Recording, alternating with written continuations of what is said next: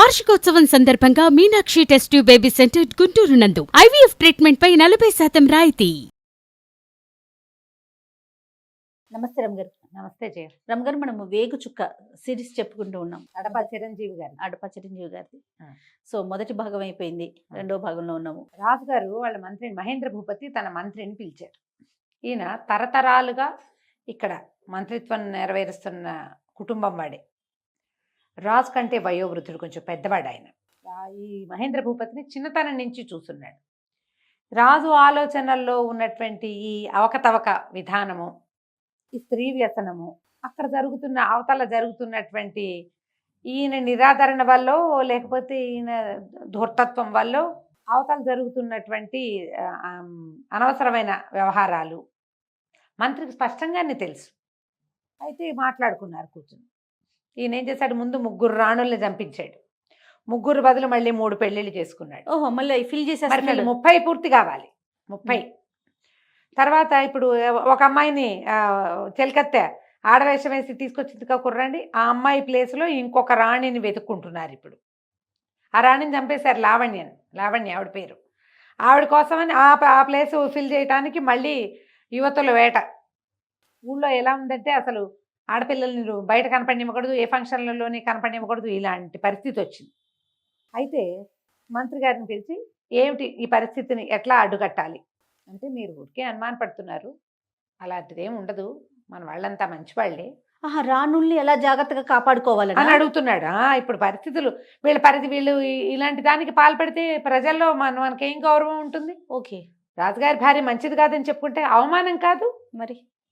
ఎట్లా దీన్ని కట్టడి చేయటం, ఎలా ఈ పరిస్థితిని అరికట్టడం ఈయన లోపల ఉంది మంత్రి గారికి. నీ విధానమే తప్పు, ఇది చేయాల్సిన పని కాదు. కానీ ఆ మాట పైకంటే రాజు ఒప్పుతాడా?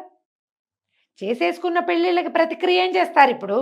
అదే కదా. ఆ ఒక అమ్మాయి పోయింది, పోని ఊరుకోవచ్చుగా, మళ్ళీ పెళ్లి ప్రయత్నంలో పడ్డాడు అని 30 కావాలని ఆయన లెక్క.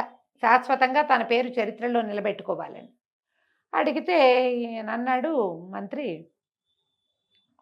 అలాంటిది ఏం లేదండి, ఏదో ఒకటి జరిగింది అంతేగాని ఇలా ఈ ఒకటి జరగడం ఏంటి? అంతకుముందు 3 చంపించాం, 3 పోయారు, ఇప్పుడు మళ్ళీ ఒకటి పోయింది లేటెస్ట్గా.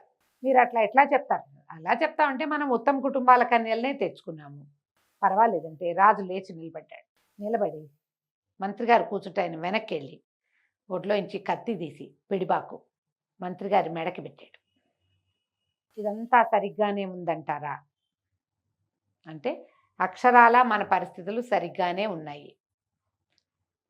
మొత్తం మన రాణులందరూ దుర్మార్గులు. ఇది ఒకటి జరిగితే అందరికీ ఇలాంటివే ఉన్నాయని మనం ఎలా అంటాం? అట్లా అనడానికి వీల్లేదు, అలా ఉండదు అంటే, నేను ఇప్పుడు మిమ్మల్ని పీక ఉత్తరించేస్తానండి. ఉత్తరించండి ప్రభు, ఎందుకంటే అసలు రాచ కొలువంటేనే కత్తి మీద సాము. రాజుగారి దగ్గర ఉండటం అంటేనే కత్తి మీద సాము. ఇన్నేళ్ళు బతికాం, ఇప్పుడు మీకు నచ్చలేదు తీసేస్తారు. దానికి సిద్ధపడే రాచ కొలువుకి దిగాలి. అది ముందే నిశ్చితం.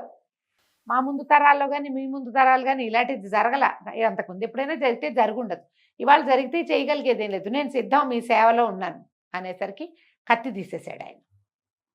చంపేద్దాం అనుకున్నాడు మంత్రిని. మంత్రి గారి మాటల్లో వెనకాల వినపడుతున్నది ఏమిటి? మన రాణులందరూ మంచివాళ్ళంటే నువ్వే వాళ్ళకి ఆ పరిస్థితిని కల్పిస్తున్నావు అన్నది అండర్ కరెంట్. స్వతహాగా వాళ్ళంతా మంచివాళ్లే అంటే ఏమిటి అర్థం? ఇవాళ వీళ్ళు చెడిపోయారంటే దానికి కారణం నువ్వే, అక్షరాల నువ్వనే. ఆయన అంటల్లా కత్తి తీసి ఎదురుగుండా నుంచున్నాడు. నేను మిమ్మల్ని చంపేస్తానని మీకు భయం కలగట్లేదు. భయానికి ఏముంది ప్రభు, నేను సిద్ధంగా ఉన్నా అంటే మన రాణులందరూ మంచివాళ్ళు అంటారని. మంచివాళ్లే, మీరేం చేయొచ్చు? వేగుల్ని ఆల్రెడీ ఈయన ఏం చేశాడు, వేగుల వాళ్ళని పెట్టాడు. తన సొంత ఇంటి మీద, తన సొంత అంతఃపురం మీద వేగుల వాళ్ళు. ఏ నగరుకి, ఏ కోటకి, అదే ఏ భవంతికి ఎవరు వస్తున్నారు, ఎవరు వెళ్తున్నారు, ఎవరెవరు ఏ సమయాల్లో ఏం చేస్తున్నారు, ఏ రాణి యొక్క కార్యకలాపం ఏమిటి అనేది వేగుల వాళ్ళు చూస్తుంటే ఇక ఆడవాళ్ళకి రక్షణ ఏముంది? వాళ్ళు అదేదో చేస్తారని వీళ్ళు ఈ పని చేస్తుంటే నిరంతరాయంగా వేగులే చూస్తుంటారు మన ఇంట్లో ఆడవాళ్ళని. వేగుల వాళ్ళు ఊళ్ళో కూడా ఏం ప్రచారం జరుగుతుందో తెలియాలి. ఊర్లో నుంచి ఏ కుర్రవాళ్ళు, ఈ బిల్డింగుల్లో పనులు ఉంటాయి, తోటమాలీలు వస్తారు, దులపడానికి, కడగడానికి, పైన పనులు చేయటానికి, ఏ తేనె పట్లో పడితే వాటిని తీయటానికి, ఫలవృక్షాలు ఉంటే వాటిలో కోయడానికి. ఇవి అందరూ ఈ అంతఃపురంలో ఉన్న ఆడపిల్లలు లేదా ముసలి బొగ్గులుగా ఉన్న తాళాలు తీసేవాళ్ళు పరిచారకులు చేయలేరు కదా. ఆ పనులకి యంగ్స్టర్స్ కావాలి. వాడు ఎవడైనా లోపలికి వస్తే ఏ రాణి కన్ను ఏ కుర్రాడి మీద ఉందో, ఎంత కాపలా, ఈ కష్టమంతా పడాల్సి వస్తుంది. సరే మంత్రి గారు అన్నాడు, అట్లా కాదండి, వేగుల్ని ఎలాగూ పెట్టారు, ఊరంతా అసహ్యంగా చెప్పుకుంటున్నారు, రాణులకి దేవాలయాలకి వెళ్ళే వెసులుబాటైనా ఇవ్వండి. ఇట్లా పంజరంలో బందీలను చేశాడు కదా వాళ్ళకి ఏ ఫ్రీడము లేదు. దేవాలయానికి వెళ్తే కొంచెం దేవుడు దయము భక్తి వస్తుందనుకో, ఏదైనా ఇతరత్ర ఐడియాలజీ తగ్గిపోతుంది.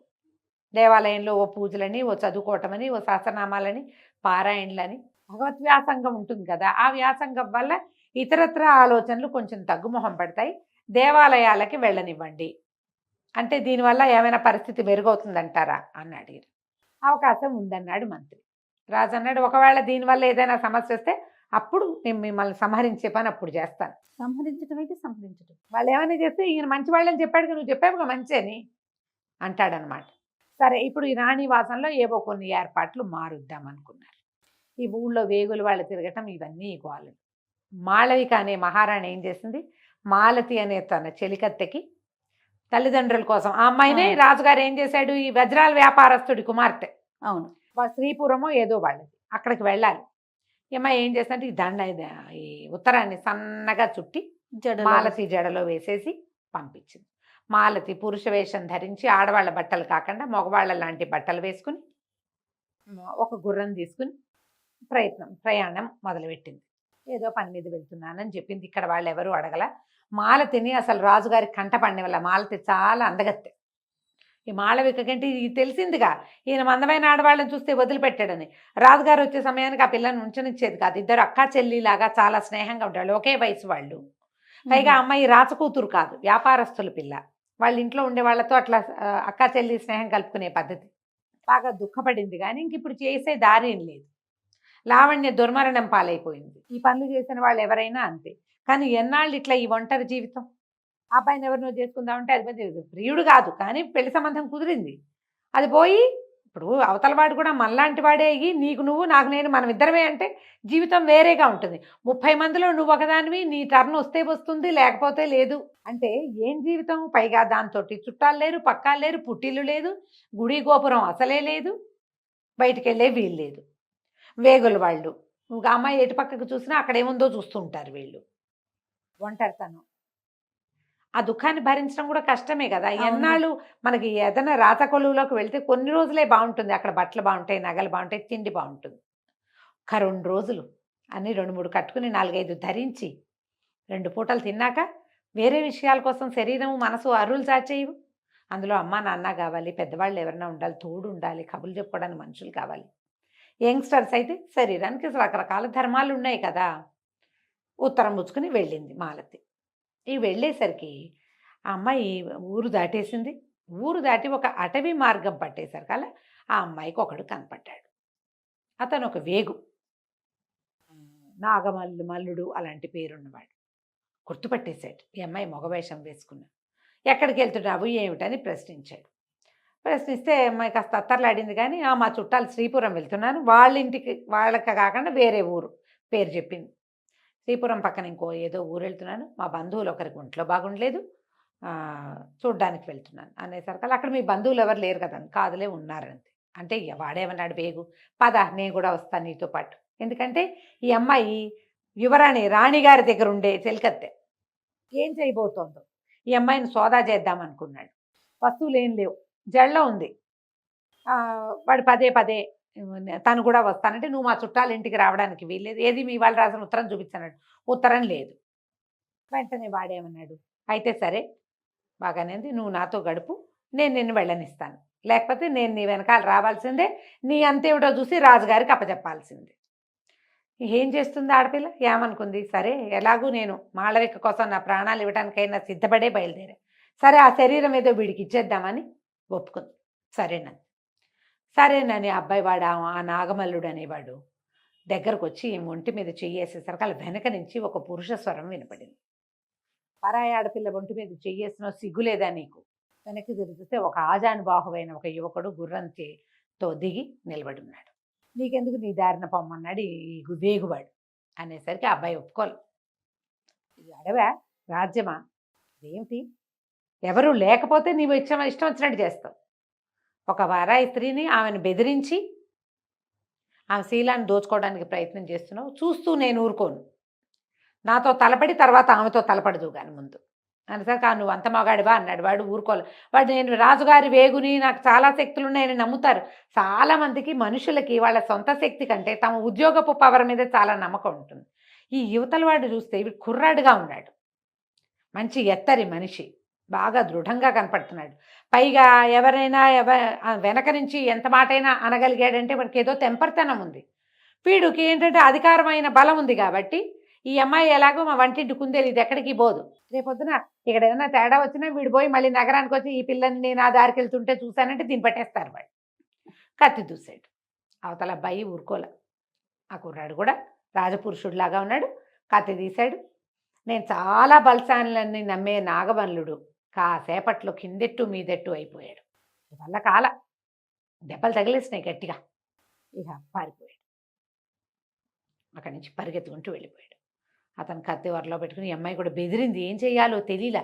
ఇప్పుడు వెళ్ళిపోవాలో వద్దో తెలియటల్లా. తను నాగమల్లుడికి దొరికేసింది. ఇప్పుడు వాడు మరణించకుండా ఉంటే వాడు రేపు పొద్దున ప్రమాదకారే. ఇప్పుడు ఎదుర్కొంటా ఉన్నవాడు ఎవరో కూడా తెలియదు. ముందున్నవాడైతే నేను గుర్తుపెట్టా, వీడు ఎవడో తెలియదు.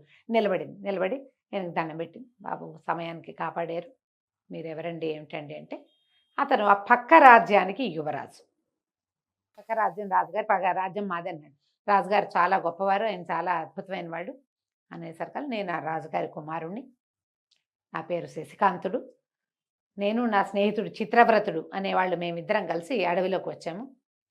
అతను కొంచెం విశ్రాంతి తీసుకుంటుంటే చుట్టుపక్కల ఏమున్నాయో చూడడానికి వస్తుంటే వీడు కనపడ్డాడు నాకు. నువ్వు ఆపదలో ఉన్నావని నేను రక్షించడానికి వచ్చాను, నువ్వెవరు ఏమిటి అని అడిగితే నా పేరు మాలతని, మరి నేను రాణిగారి చెలికత్తెనని చెప్పేసరికల్లా అన్నాడు, మీ రాజ్యంలో ఉన్న విచిత్రమైన పరిస్థితులను వింటూనే ఉన్నాము, ఎవరైనా కాపాడాలి ప్రభు మమ్మల్ని, తప్పకుండా మిమ్మల్ని సేవించే అవకాశం కావాలని కోరుకుంటున్నాను. ఇవాళ నా మాన ప్రాణాలు రక్షించారు మీరు, మీకు ఎన్నో కృతజ్ఞతలని పదే ఆయనకి దండాలు పెట్టి, ఒక సత్రం వీళ్ళు ఈ అమ్మాయి ఉండేది ఆయనకి అంటే ఎవరినైనా కలుసుకోవటానికి కోసం పెట్టుకున్న ప్లేస్, అక్కడికి ఎట్లా రావాలో, అక్కడికి వచ్చినప్పుడు తనకు ఎట్లా కబురు చేయాలో అతనికి వివరంగా చెప్పి, ఊర్లో గనక వస్తే మా రాజ్యంలోకి వస్తే నన్ను కలుసుకోండి తప్పకుండా, నేను మీకు ఏది కావాలన్నా చేయించి పెడతాను అని చెప్పి అతనికి చెప్పింది. మంచి పొడగరి, చాలా చక్కగా ఉన్నాడు, ముందు సంస్కారిగా కనపడుతున్నాడు. ఈ అమ్మాయి ఏం చేసింది, ఆయన వెళ్ళొస్తానని చెప్పి గుర్రం ఎక్కి తన దారిని తను శ్రీపురానికి వెళ్ళిపోయింది. అక్కడ మాళవిక తల్లిదండ్రుల్ని కలుసుకుని తన జడలో ఉన్న ఉత్తరాన్ని, జడ ముడి విడతీంచి తనది విప్పుకోలేదు, ఎవరైనా విప్పాలి, అట్లా అల్లబడింది ఆ జడ. విప్పించి అందులో ఉన్న ఉత్తరంలో ఉన్న విషయాలన్నీ వాళ్ళు తెలుసుకున్నారు. ఈ రాజుగారి పద్ధతి, అక్కడ జరుగుతున్న అరాచకము, ఇతర రాణులతో వస్తున్నటువంటి రకరకాల ఇలాంటివి ఇవే పూర్తి వివరంగా ఉన్నాయి. వాళ్ళు పాపం ఇంకేం చేస్తారు, పెళ్ళైపోయింది, ఇక చేయగలిగేది ఏం లేదు. ఎంతో దుఃఖించారు, మేము బాగానే ఉన్నామని చెప్పారు.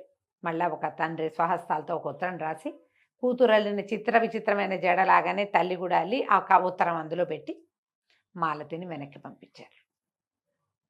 ఈ మాలతి మళ్ళా రాజ్యంలోకి వచ్చేసింది. గుర్రం వేసుకుని వచ్చి ఈ రాణిగారిని కలుసుకున్నాక సరే ఇద్దరు ఒకళ్ళనొకళ్ళు కావలించుకుని కసుకి, అమ్మ నాన్నని చూసి వచ్చింది కదా, నువ్వెంతో సహాయం చేసావు, నీ వల్ల మా అమ్మ నాన్నలు నువ్వే వెళ్ళి నువ్వు చూస్తే నేను చూసినట్టే ఉంది నాకు అంటే, సరే వెళ్ళేటప్పుడు చాలా ప్రమాదం ఎదురైందమ్మా, ఇట్లా వాడు ఒకడు అడ్డం పడ్డాడు, వేగులు వాడు, మన పక్క రాజ్యపు యువరాజు శశికాంతుడట ఆయన పేరు, ఆయన రక్షించాడంటే ఆయన తీసుకురాపోయావా అంతే, తీసుకురా వచ్చే వెసులుబాటు లేదు, ఆయన ఏదో దీని మీద వచ్చేట పని మీద అడవిలో ఏదో చూస్తున్నామన్నారు, నేను కానీ ఆయనకి ఎట్లా రావాలో చెప్పాను, వస్తే చూద్దాం అని చెప్పుకున్నారు. ఉత్తరం చూసుకుని సంతోషించింది అమ్మడు. ముందేం జరుగుతుందో చూడాలి. ఈ చిత్రవ్రతుడు అనే స్నేహితుడితో కలిసి వచ్చిన శశికాంతుడు అడవిలో 4 పక్కలా చూసి వాళ్ళ దారిన వాళ్ళు ఇంకో పక్కకి బయలుదేరారు. ఒకవేళ ఈ రాజ్యంలో ప్రజలంతా ఎవడో ఒకడు రావాలి, వీడంతు చూడాలి అనుకుంటున్నారు, అతడు ఇతడేనా, మరి వివాహిత అయిన మాళవికతోటి ఇతను ఎట్లా ఉండబోతాడు రేపొద్దున, ఏం జరుగుతుంది ఈ కథలో మనం వచ్చే భాగంలో తెలుసుకుందాం. తప్పకుండా రమ్య గారు. నమస్తే. నమస్తే జయ.